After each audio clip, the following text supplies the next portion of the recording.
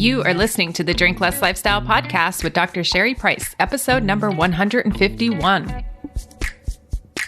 Welcome to Drink Less Lifestyle, a podcast for successful women who want to change their relationship with alcohol. If you want to drink less, feel healthier, and start loving life again, you're in the right place. Please remember that the information in this podcast does not constitute medical advice. Now, here's your host, Dr. Sherry Price. Well, hello, my beautiful friend.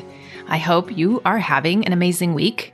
Here at the Price household, it is the week back to school, and I laugh because my little one has a lot of anxiety about school. She's in middle school going into 8th grade, and for all of you moms and parents out there that are navigating this time, right? Whether it's high school, middle school, I know it can be confusing for the kids. COVID didn't do them any favors. And so we are practicing a lot of anxiety techniques this week. And I have to laugh because laughter is a form of releasing anxiety for me. So yes, that's what's going on over here. Hope you're all having a great week. And I want to give a shout out to this awesome review that I received on the podcast. And I want to just say thank you so much for rating this review and leaving a review because it really helps the algorithms so this podcast can find more people to help them navigate choosing a different relationship with alcohol, which is really my goal. And so this review comes from a podcast listener that says, just what I've wanted. Thank you so much for the information on drinking less. I believe in the adage, all things in moderation, and love your encouragement, as well as the helpful tips and health tips based on science.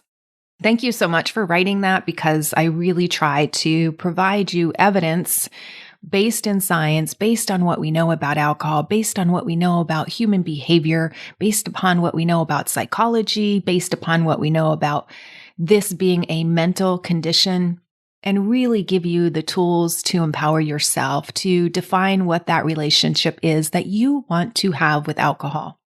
And what I know from working with so many people is that a one-size-fits-all approach doesn't work for everybody. And I know some people get triggered on being told what to do.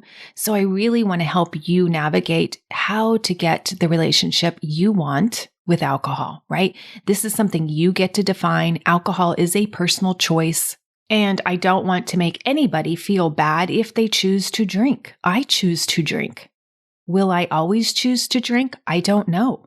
But right now, I am still choosing moderation for me. And what I know is this feels so much better than where I used to be as an overdrinker. Sure, do I have room for improvement? Absolutely. But at least I'm meeting myself where I'm at and what I'm willing to do at this point in my life. So with that, I want to transition and talk about today something that I see that comes up quite a bit. And so I want to ask you first a few questions before we dive into this. Is there anything in your life that you are putting off, or maybe you're not addressing, but deep down, it really bothers you? So I'll give a few examples where I see people put things off. They're not willing to address it. They're not willing to look at it. But deep down, if you really talk about it, they're really bothered by it. So maybe this is a difficult conversation that you need to have with a loved one. And this is something I just experienced in my own life, right? Having to have difficult conversations with my aging parents. Maybe it's that you've put on extra weight since COVID or during COVID, and you're just ignoring it and not taking any steps to take the weight off, but yet deep down, it really bothers you. Or it could be that you are struggling with the drinking issue and you are wrestling with it, but you really put it out of your mind most of the time. And so these are just some of the examples I see when I work with clients. So let me ask you, why aren't you addressing it now? Because we know addressing the issue sooner brings you relief sooner. And this is exactly why I advocate addressing something earlier than later. Because even if we're not addressing it, it still bothers us. And then we carry that longer. And that's what I want to address today is like we put this thing off, but really are we putting it off or are we avoiding it? Because if you don't want to think about it, if you don't want to talk about it, if you don't want to even lift the corner of the lid on that little secret compartment of this deep buried thing, you may be in this place that we call psychological avoidance. Now, psychological avoidance is much different than procrastination. Procrastination, right, is something that you say you'll get to, and maybe it's not right now. You procrastinate till tomorrow or the next day or the next day, but within a short period of time, you actually get to it and do the thing, right? So if it's a project around the house, you actually get it done. If it's something you've been wanting to do and now's not the right time, if it's been something you've been wanting to do, but your plate is quite full and you're going to put it on your calendar and you're going to get to it within, a couple of days or a few weeks. That to me is procrastination. Psychological avoidance is something that you kind of want to get around to, but you really don't. You just rather avoid it because there's much more comfort in avoiding it and not doing anything about it. And it could be that it's just so painful to think about it. Or maybe you've had so much failure around something that you're so afraid of trying again and failing again. So for instance, I might see it as, yes, I'm going to really tackle this drinking thing come the new year. I'll do the dry January. Yeah, that sounds great. January comes, the dry January doesn't happen. Then you start talking to yourself like, oh yeah, maybe I'll do it a little bit later. Oh, Lent is coming up. Let me give it up for 40 days of Lent. I'll do that. Lent comes and goes. And really, you didn't give it any effort to give it up. And then the summertime comes and, oh, I can distract myself with all the outdoor activities and getting in shape and the warm weather, and that'll motivate me. And now the summer is here and gone and no action has been taken. Or it's when the kids go back to school or when the holidays are over. And then before you know, it's the next year and the next year. Now, what happens during this time is you're not making progress on the thing you want to make progress on, and oftentimes you get further behind. The drinking issue becomes bigger. The weight issue becomes a bigger thing, or getting healthier, or learning proper ways to eat for your body. And this is what psychological avoidance looks like. Avoiding something that you know deep down is good for you, and something that you want, you desire, yet you don't make time to get around to it or do anything about it. And yet when people come to me, I hear a lot, oh, I should have tackled this sooner. I should have not let it got this bad. I mean, I see my past self say that, right? I had over 8 years of a chronic over-drinking issue that I was just avoiding. I wasn't tackling. And I've seen this with my mom wanting to lose weight and saying over and over, yeah, I'll go on a diet. Yeah, I'll learn how to get this weight off. But yet the weight kept creeping up and up and up. And there was no action taken on how to get the weight off or actions to learn healthier habits, learn healthy lifestyle habits. And therefore diabetes, high blood pressure, rheumatoid arthritis, all these conditions came because of it.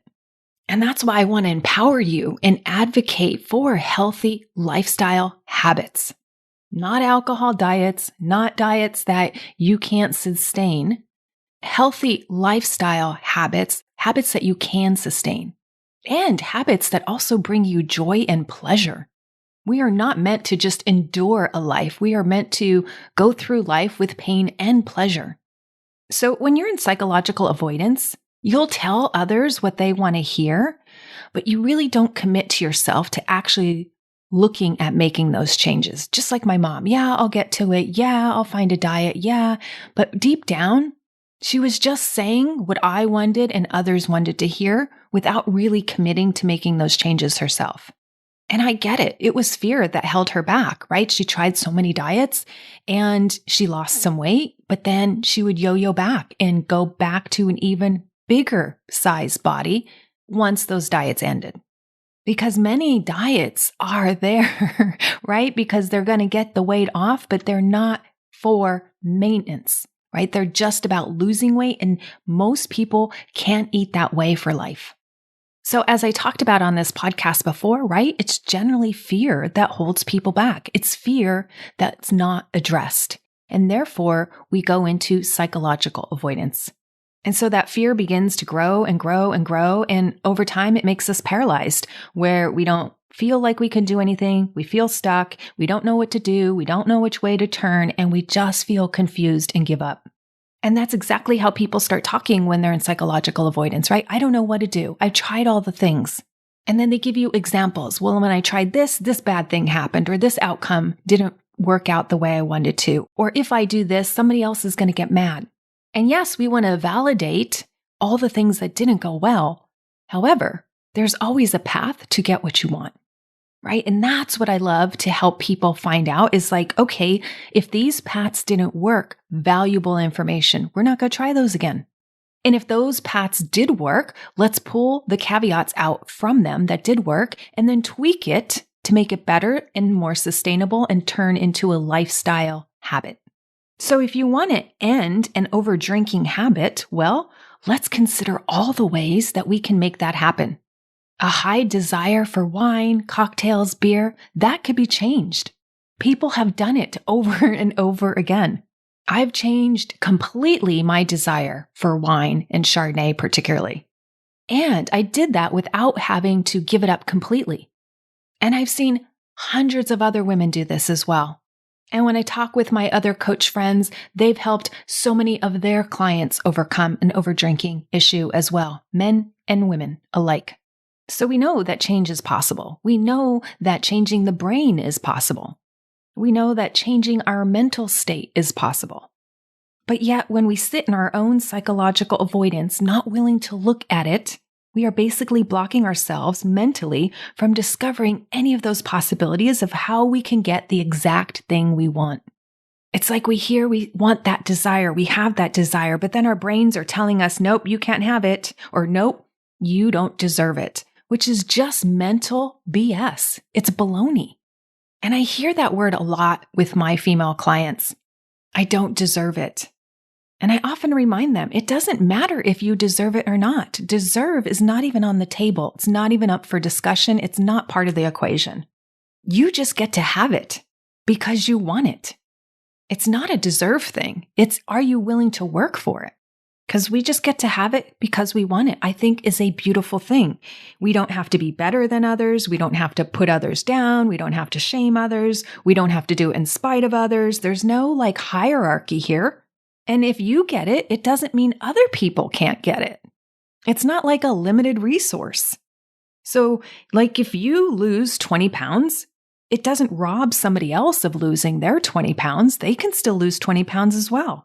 Or if you solve your overdrinking issue, it doesn't take away from somebody else doing the same. And in actuality, it contributes to helping others because then you figure it out and can share your experience. I figured it out, can share my experience. Somebody else figured it out and can share their experience. And then we go on helping others become happier and healthier and live and get our desires in life. So in fact, we motivate more people to get what they want. And we can all live with that celebration and joy, right? When somebody asks me how I overcame my overdrinking habit, I tell them. I don't hold back. I share with them the exact process. And I'm in the process of losing fat and building muscle. And when people ask me how I do it, I tell them because it becomes a domino effect and we can all get healthier together. To me, that's amazing. That's epic. And that's empowering others to get the life that they want, which psychological avoidance is the very opposite. It's depressing. It keeps you stuck. It keeps you paralyzed. And then you don't know what to do and you spin out in mental suffering. Now, I know all of us have been through difficult stuff in life. I know some very successful people who had some of the most troubled childhoods. And when I'm working with people, some of them have been through horrendous things. But what I've learned is that no matter what, all human beings deal with their own things, big or small. And those small things for some people can feel like very big things because they don't have the big things to compare it to in their life. So we don't even call it small or big. It's just a thing. It's just a thing. It's a thing we need to deal with. And everybody has their thing. Everyone has their cross to bear. And yes, times can be difficult. And yes, they can feel even insurmountable. And yes, we recognize that. We don't brush it under the rug. We don't say it doesn't matter because it does matter. But we also don't look at it as a roadblock. that your life stops here, that progress stops here, that you can't overcome this. We heal and move on, similar to what they teach in post-traumatic growth, right? It's your resourcefulness that's going to pull you out of feeling and being stuck. So if you're sitting here listening to this podcast and thinking, gosh, it would be nice to lose 20 pounds, and you've been thinking that for a while, or it would be nice to have a normal relationship with alcohol again, I want you to know it's possible. So what's stopping you? What's blocking you from going all in on this goal or pushing the pedal to the metal to overcome it and put down the bad habits and pick up healthy ones? Because what I know about you, friend, is that you are an overcomer. And if you've ever listened to the song Mandisa sings, oh my gosh, it makes me cry. I love the lyrics because we all know we struggle, but we also know that we are fueled to move and make progress. So when you're looking at breaking free from psychological avoidance, the first step is to identify that you're engaging in it.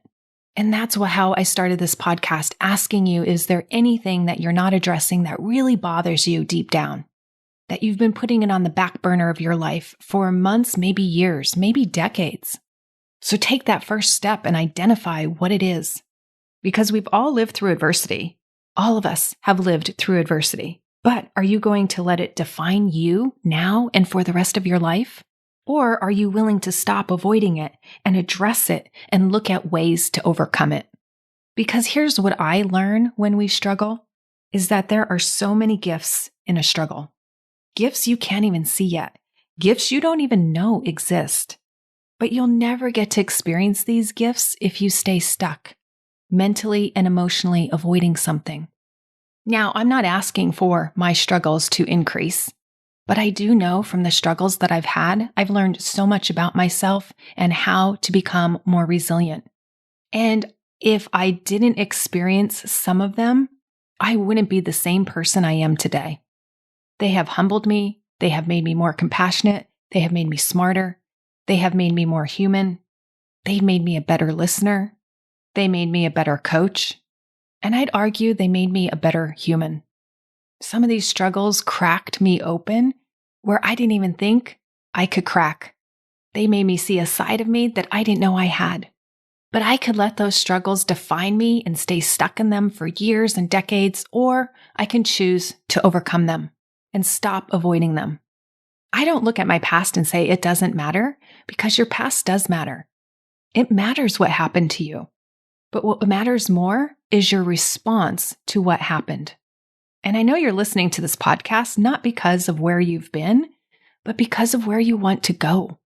You want that growth, that transformation, that healing, that new version of you, that person who overcomes and is no longer struggling with an issue. You want to feel lighter, more free, have greater clarity, and better health. And that's why I've designed programs to help people who want to free themselves. And very soon I will be launching yet another program to increase your health and well-being and to help you through this process. Because we all need help. Oftentimes we can't do things alone and on our own. We need guidance. We need support. We need accountability. So ask yourself, what do I need to stop avoiding now and address it? What would take me to the next level of my life? And go at it with love and compassion, not full of hatred and self-loathing and self-deprecation. Because hating yourself along the way is not necessary. And I'd argue it thwarts your progress. So I encourage you, it's time to take that next beautiful and first epic step now for you. All right, my friend, listen to the song, Be an Overcomer, because you have the power to do so. If you want to change your relationship with alcohol and with yourself, then come check out Epic You. It's where you get individualized help mastering the tools so you can become a woman who can take it or leave it and be in control around alcohol in any situation. Epic You is the place for women who want to be healthy, confident, and empowered to accomplish their goals and live their best life. Come join us over at epicu.com/epicu. That's epicu.com/EPICYOU. I can't wait to see you there.